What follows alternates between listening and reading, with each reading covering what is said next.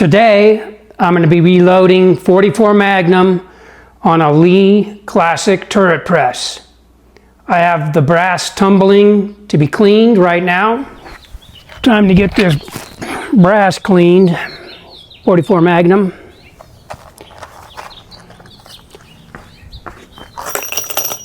Dumping in the tumbler here with this walnut media. Turn it on, we'll take a look at it operating. Tumbling the brass in there. Let it go an hour or two. Got to put the lid on, so let me get that done.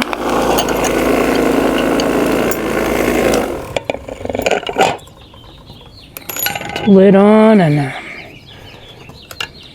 I'll time it for about 1 to 2 hours and maybe eat lunch, do something else while this does its job. There we go, brass getting cleaned. I'll take us through the process on a Lee Classic turret press, my process for reloading 44 Magnum. I'm currently set up for reloading 357 Magnum on my Lee Classic turret press. So I need to switch out a number of things so that I can reload 44 Magnum. I'm going to switch out the powder because I use a different powder for reloading 44 Magnum. I will switch out the powder drum, which is on the Lee powder drum measure. This is what measures the charge. So I need to switch that out. I will need to switch out the turret with the dies on it. I will also switch from small Magnum primers to large pistol primers, and then I will switch out the shell holder. I'm going to walk through that process now. To switch from 357 Magnum to 44 Magnum on the Lee Classic turret press, the first thing I'm going to do, we'll get in here a little closer here, I'm going to swap out the powder that's in the powder canister here. And there's an open and closed position, so I am going to turn it from its open position to a closed position, so now powder doesn't drain out of the hopper. There's still quite a bit of powder though. I'd say about 10 throws were still like built up in the measure itself. So I'm going to charge a case here that I have about 10 times and dump the powder back into the hopper just to drain the powder out of the powder measure. So, throw a charge, dump it. Throw a charge, dump it. And I'm going to repeat that until it's drained.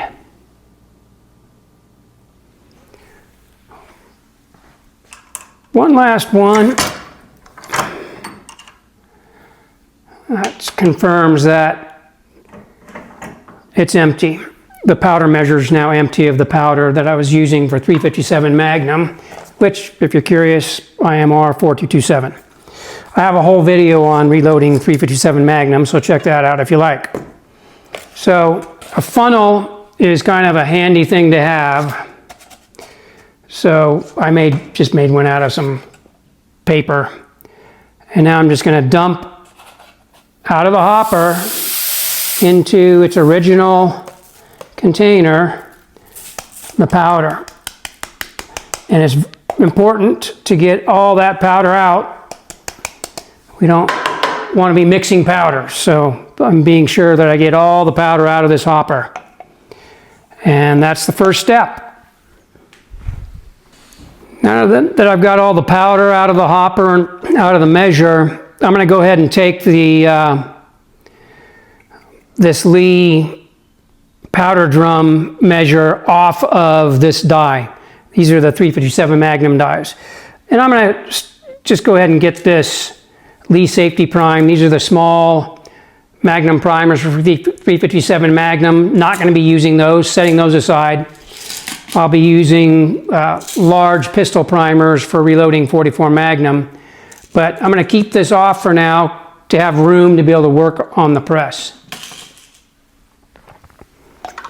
So I can put this hopper aside. And I'm just going to unscrew the Lee Classic, or pardon me, the Lee powder drum measure. And it just comes off. This is what the component is. Now, something I'm going to need to do, and we'll look at it, I need to take this drum out because it's dialed in specifically for my 357 loads. And to do that, I'm going to unscrew it from the back here. And I might need to get a tool because my fingers are, oh, I got it loose. So I'm just unscrewing this from the back here.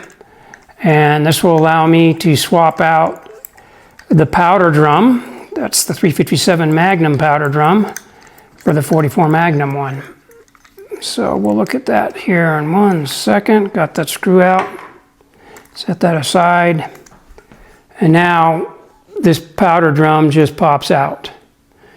And we can see the internals of the Lee powder drum measure. This is the drum itself. And we can see internally here that, that's where the powder is dropped in. And this screw allows adjustment to get just exactly the right amount. So anyhow, this is for the 357 Magnum. Let me grab the 44 Magnum drum that I need. So this is the 44 Magnum drum that I've reloaded many times with 44 Magnum with this press.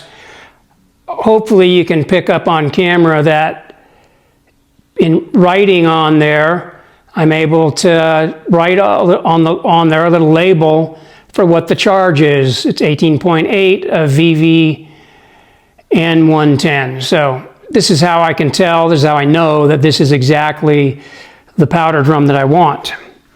And so I'm going to plug this into the internals. And here's where the powders drop through. Here's the hole or the drum. I'm making sure I'm lining those up when I insert this here. So that's the correct way to go in. And then I'm just going to thread this on the back. So we'll be right back after I get that in there. All right, all secured on there.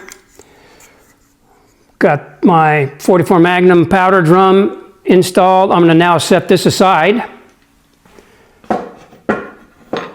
because we will, in one of our future steps, we'll get that plugged into our 44 Magnum die. Let's zoom in here though on these 357 Magnum dies. I have screwed into the top of the powder through expander die for 357 Magnum a riser. So this riser is the cylindrical piece that the powder measure goes into. I've only got one of these, so I'm going to take it off and transfer it over to the 44 Magnum dies. And something important, let me find this piece. This little piece screws into the top of your powder through expander die, and it's just really designed so that a funnel can be, put in there, a smaller funnel than this. But it also will hold in place. There's a moving part inside that die. So I'm just threading this in here to keep that moving part from, it could fall out through the top when I take this off. All right, so I'm ready to take this turret and 357 Magnum dies off the press. Important with the Lee Classic turret press, need to run the ram up, handle down, ram up. One thing I find I do frequently is this. Important when you're running the ram up, you don't want to run it up into the decapping die. Let's see if we can get a closer look at that. So we want to run the ram up in order for the indexing rod back here to be free spinning, because we want to be able to turn the turret freely. And I always make this mistake. Don't want to run it up into the decapping die, because of that prong there will keep the turret from spinning. So I'm just indexing it out of the way, running the ram up now so that my dies, the turret and dies can be free spinning, popping that one off. There's my 357 Magnum dies. I'll set those aside.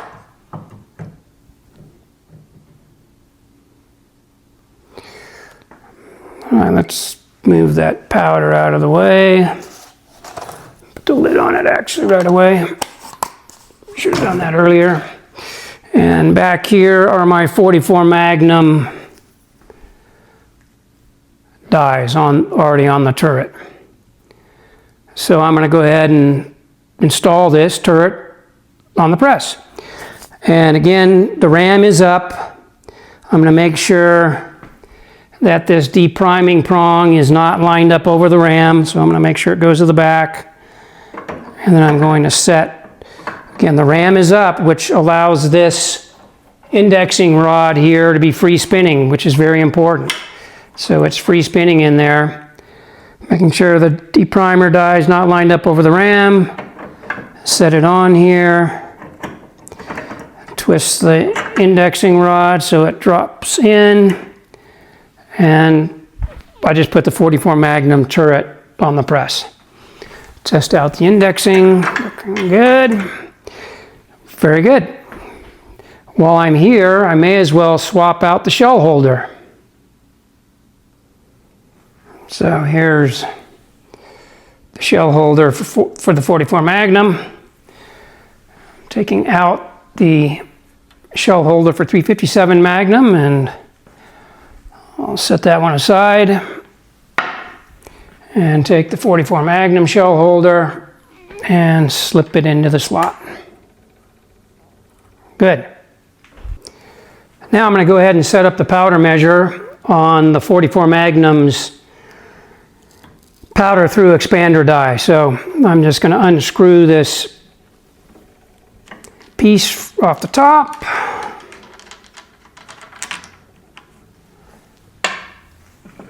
I'm going to get my riser, which is just basically a hollow cylinder. It does have moving parts in here. This is what I was talking about, the moving parts that you don't want to have fall out. So I'm just going to put this riser, I'm going to just thread it into the powder through expander die. Just snug. I'm now going to take my powder measure where I've already put the 44 Magnum drum in it, and I'm just going to thread that on top of the riser.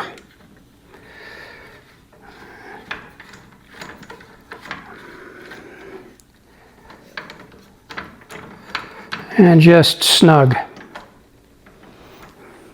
Now I'm going to grab my 44 Magnum primers that I'm going to use for my 44 Magnum reloads, and I'm using large pistol primer, CCI number 300s, and on the, you can see the L here, it also says large I think somewhere else, but anyhow the L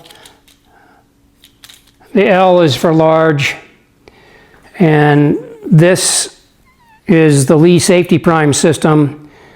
Oh, there's LG for large is also written in there. So as distinct from small, SM for small, S for small. So there's two different Lee Safety Prime setups. And so this is for the large primers. I'm just going to pop that into place. Okay. Now I just need to get powder in there. Backed up there a bit just so we can see. I'm going to take my powder hopper. I'm going to put it in place. Actually, I'm just going to double check it's closed. And it is. I'm just going to put it in place. I'm not going to open it until I'm ready to actually start reloading. I'm now going to get the powder that I need.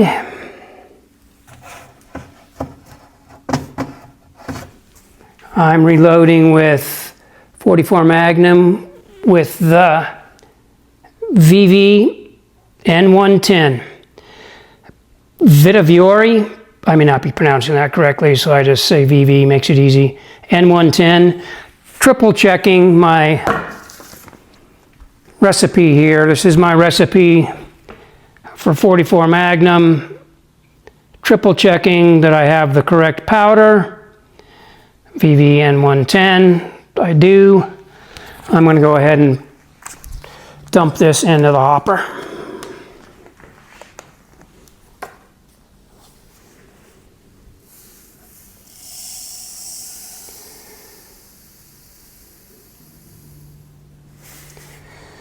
I always try to run a full hopper for consistency of charges. All right. So I've successfully switched out from my 357 Magnum setup to my 44 Magnum setup. And a quick review, we swapped out the drum and the powder on the powder measure. We swapped over the riser from the 357 Magnum die to the 44 Magnum die. We swapped out the turret and the dies. We swapped out shell holder, and we swapped out our safety prime so that we have the correct large pistol primers, which I'm looking again, double checking against my recipe sheet. Yes, large pistol primers. Good to go for reloading 44 Magnum. Also need to set up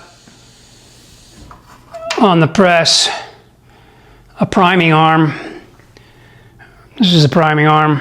There's actually two of them, two different sizes. So you can see the cup is, this is for small primers, this is for large. Working with large primers, so I'm going to make sure I've got the large cup on the priming arm. I need to take the shell holder off to put this on, so I'm going to do that. This little wing here fits onto a rod that runs across the ram. So just kind of dropping it in place, making sure that looks like it's functioning. I'm going to put the shell holder back on. Good, that's set. With the press set up, let's explore though the other things we need. There's some equipment we need and there's components we need. So let's talk about components first. Brass, the brass, I cleaned it in the tumbler. So I've got my brass to be reloaded. Got bullets. This is the bullet I'm reloading. It's the Hornady XTP 240 grain. It's a hollow point. I buy this for the range and mostly because they're available. I'd be perfectly happy with a round nose, but these are available and at a good price. That's why I tend to buy those. And once you got a recipe that you like, it's pretty easy to stick with that bullet. Again, another very important thing, have a recipe, and this is critical. And I'll point out that I'm reloading for the range. I give myself an acceptable range of charge for my powder from 18.6 grains to 19. I'm perfectly happy if my charge is anywhere in there, and I will measure every charge. The maximum is 21.3 for this bullet, powder, etc. combination. I'm well below that, so this is very safe. Recipe though, very important. I already talked about primers and powder. Let's talk about some of the equipment. Scale. I actually have 2 scales, and I have 2 just to be able to check one against the other. These electronic scales are so affordable, like 30 bucks a piece, though they're accurate to the 2/100ths of a grain. You know, I'm reloading to accuracy of 1/10ths of a grain, so these things are extremely accurate. Still, you want to be able to verify them, and so having, you know, 2 scales is one way to verify one against the other. But I also have a test set of measures, and these are in grains as well. And so I use these test measures to check my scale every time I'm reloading. So I'll go through that process here shortly. Also need a caliper, you know, to be able to measure to, well, the thousandths of an inch. So, you know, there's dialing in extremely accurately with a caliper is the only way that I know to do that. And so the caliper will use that to measure the overall length of the cartridge, the length of our brass. And maybe safety glasses. I've got a pair of safety glasses that I'll be wearing. Also just a box to put my completed cartridges in. So those are the things, the additional pieces of equipment that I'll be using in this process of reloading 44 Magnums. So I need to validate my charge. So, you know, I've got my powder measure all set up, and I need to validate the charge that it's throwing is within my recipe's acceptable range. To do that, I need to make sure my scale can measure charges accurately, and as I mentioned earlier, I've got test weights. So I'm going to turn on my scale. Actually turn on both of them.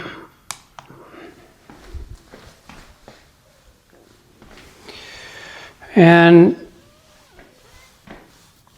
these scales, by the way, come with calibration weights, and you know, you definitely want to calibrate it the first time you get them.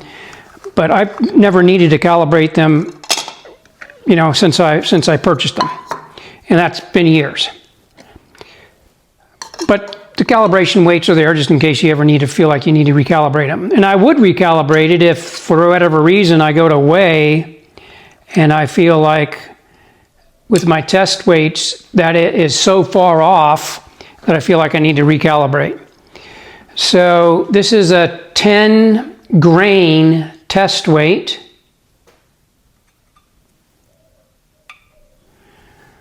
Weighing in at 10.04.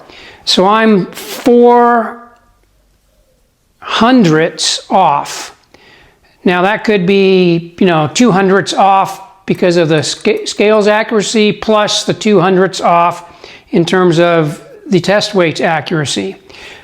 But that is so well within an acceptable tolerance because, again, I'm not trying to reload to the 100ths of accuracy, I'm trying to reload to the 10ths. So I feel very comfortable with that being within 4/100ths. Let's check this scale here. It also is 10 grains and 4/100ths. All right. So we're going to be, from my recipe, we're going to be looking at doing 18.6 grains to 19. So let me actually weigh out what 19 grains might look like. So yeah, back to a 10 grain test weight plus a 4 grain test weight and a 5 grain test weight. That should give me 19. And 19.04. Good. Check this other scale real quick.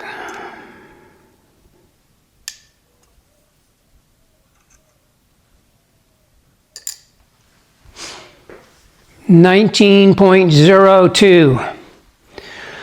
So both of my scales are, I feel, quite confident, dialed in for measuring my charges accurately, well within acceptable tolerance. So put these away and we will throw some charges and weigh them. Piece of brass ready to be reloaded. I am just going to be throwing charges and validating them, but I am going to set up this piece of brass with a fresh primer so that I can weigh the brass and tear it out. So I'll go through that process. Throwing it in the shell holder. Actually, let me line up onto my decapping die. So I'm lined up under my sizing depriming die. I'm going to run the shell up into the die. I'm going to put a primer on the primer arm. I'm going to bring the shell down and I'm going to seat the primer. So that was our first die, and so we've sized this piece of brass. We've got a new fresh primer in there. So I'm ready to run charges into this case for weighing them. To do this, what I'm going to do is I'm going to take this piece of brass, I'm going to put it on the scale, and I don't really care what it weighs, but I'm going to use the tare function. There's this tare button here. Push that, and now the scale sees this brass as weighing 0 grains. Do the same for my other scale.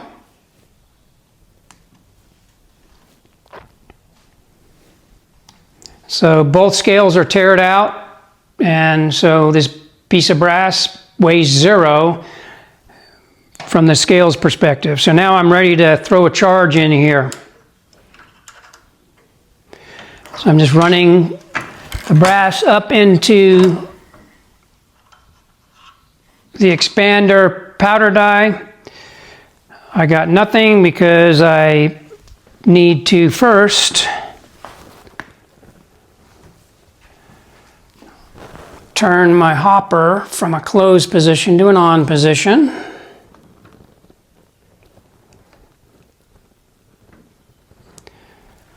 So now powder can be dispensed into the powder measure. And now we'll go ahead and run some charges into this brass. I'm going to do it probably 5 or 6 times, just throw, dump, throw, dump, before I even start to measure anything. So let's back up here so we can see our scale as well. So I'll do a couple more, just throwing a charge. Notice I'm not cycling the press to keep the turret from changing, because I want to stay lined up over the powder die. And maybe one more here.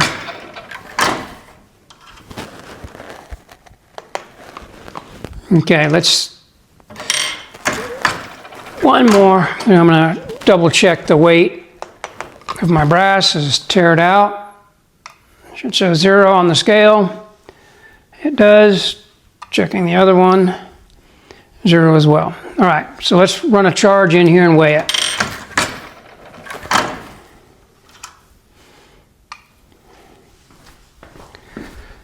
$18.62.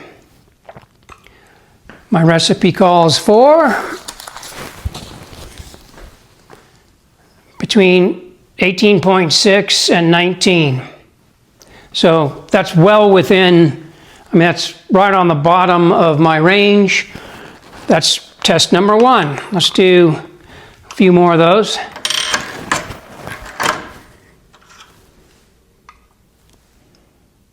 $18.6, checking the other scale as well. 18.6. Now, I'm going to run the press around, so back this up so you can see what I'm working on here. So I've, measured 2 charges with the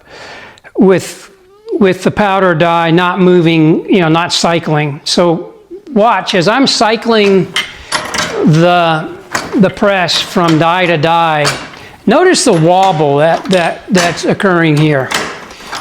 That's normal. Maybe it's specifically designed to help the charge to be more precise, to wiggle on down in. But because of this wobble, also because of the throw of the handle here, it affects how much powder is dumped into your case.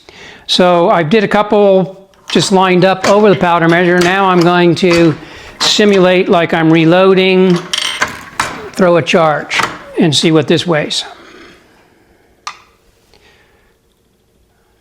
So that came out at 19.16. See, that's too high. But demonstrating the difference between just sitting here throwing charges gently right over the powder measure and weighing them, 18.28. Definitely get different results when actually operating the press as if we were reloading. So that's like a true 1 cycle around. Let me weigh that. 18.86. That would be perfect. I could reload that one. I'm going to continue on, double checking my teared out brass, 00. Going around. Check again.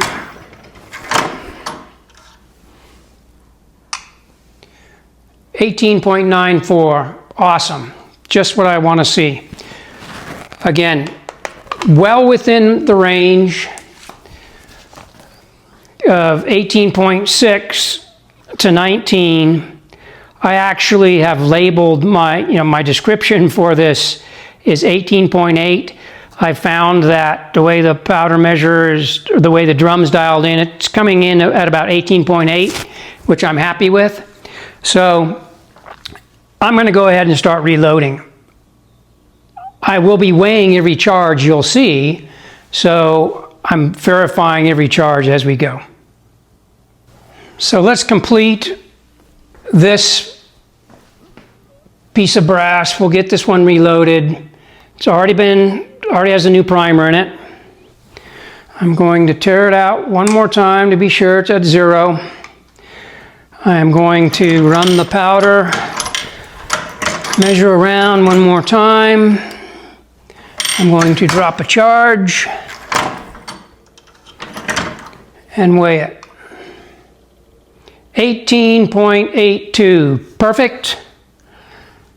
I'm going to take my brass, put it back in the shell holder. I'm going to get a bullet. I'm going to place the bullet on top of the brass. I'm going to run it up into the bullet seating die, advance the turret. I'm now lined up over the crimping die.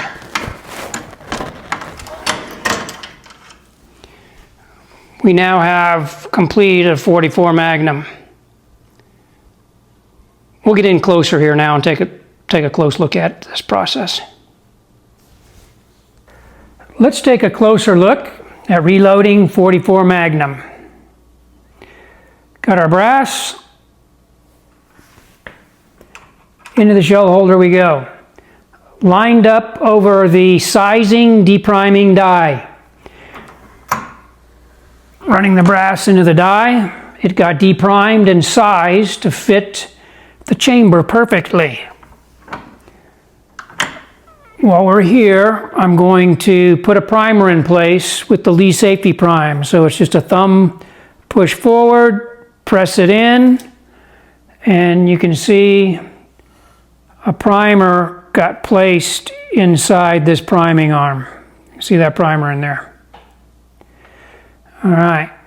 Now this operation, we're going to bring the ram down, handle up, ram down, and you can see with the primer and the primer arm, it's going to get pushed up underneath the brass by cycling the arm forward.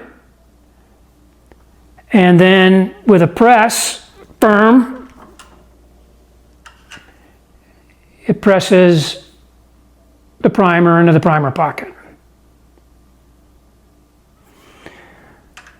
I'm now going to weigh the brass.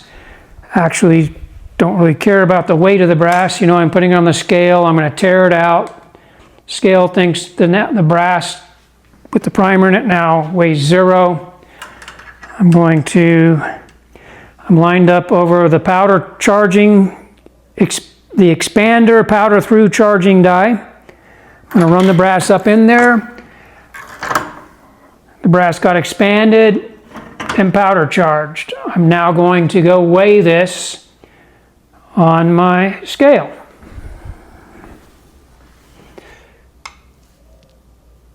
Came out at exactly 19, which is the maximum, the top of my range, nowhere near a maximum charge. So plenty good there. So the charged case goes back in the shell holder. I'm now getting a bullet. I'm going to set the bullet on top of the brass. It sits there nicely because of the expanding die. The expanding die expands the mouth of the case just a smidge so that the bullet can easily be seated. So I'm now going to run the shell and the bullet up into the bullet seating die. So the bullet has now been seated to the correct depth. We'll measure it to be sure. And you can see though, hopefully the edges have not been crimped into the cannular. We are now going to put the cartridge back in the shell holder and run it up into the crimping die. And now we can see we have a crimp on the edge. All right, let's repeat that. Brass, shell holder, sizing the priming die, put a primer in place into the priming arm, seated the primer by pressing forward.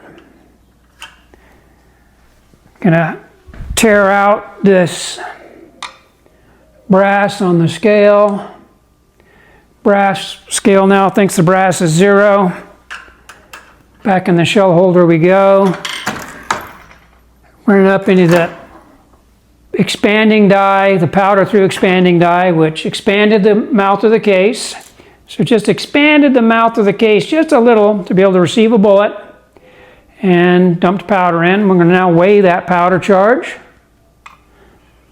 18.84, so 18.8, because I care about intense. Back in the shell holder we go, grabbing a bullet, putting the bullet on top of the case, run it up into the seating die, run it up into the crimping die. Another completed cartridge.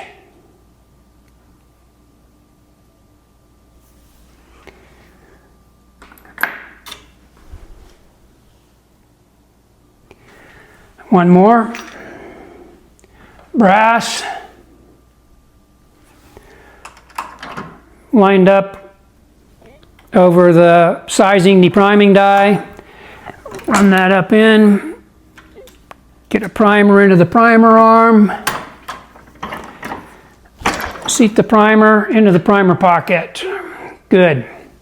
Sized, deprimed, and primed. Gonna weigh it, actually tear it out so the scale thinks the brass weighs 0. Back into the shell holder. Run it up into the expanding powder charging die. Gonna weigh the powder. 18.9. Perfect. Back into the shell holder. Get another bullet. Put that bullet on top of the shell. Run it up into the seating, bullet seating die. Run it up into the crimping die. Another cartridge is born. Now, let's take a look at, let's measure the overall length of our cartridge. 1.605. Check our recipe. Overall length, 1.605. Right on the money. It's good to be checking every once in a while, you know, that your dies haven't slightly shifted. So I check, you know, maybe every 10 or so, that the overall length is spot on. All right, let's do a couple more here. This time a little further back so you can see the process maybe from a little different perspective. Brass going into the shell holder, lined up under the depriming sizing die. Run the brass up and in. Get a primer into the primer pocket.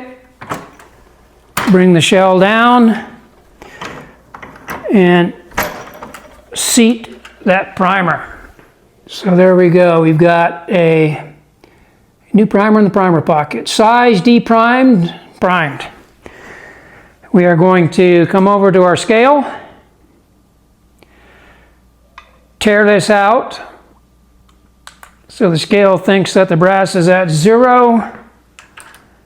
Run it up into the expanding powder through die. Actually, I'll just show you something. I mean, the reason that we do the expanding, you know, the bullet, when it's sized, it's just good luck trying to press a bullet in there. So the expander just expands the mouth just a little so that the bullet will sit there nicely and be able to be pressed in. So I just figured I'd show that.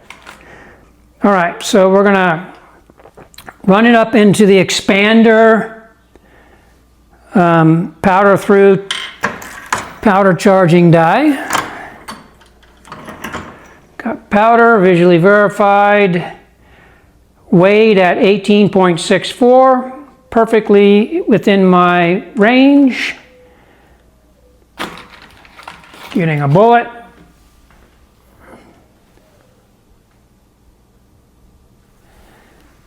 Putting it on top of the expanded case so it sits there nicely. Run it up into the bullet seating die, run it up into the crimping die. And we now have another 44 Magnum cartridge. So, I don't know if you could see, I am wearing my safety goggles, you know, when working with primers. Safety goggles, definitely want to protect the eyes just in case. I've never ever had an issue with primers when reloading. This Lee Safety Prime is just a beautiful system. All right. So that's my process for reloading 44 Magnum. You know, I've only reloaded 1, 2, 3, 4, 5, 6 so far on this video. I'm gonna reload a bunch more. I need to finish this 50 to get them out to the range. Thanks for watching.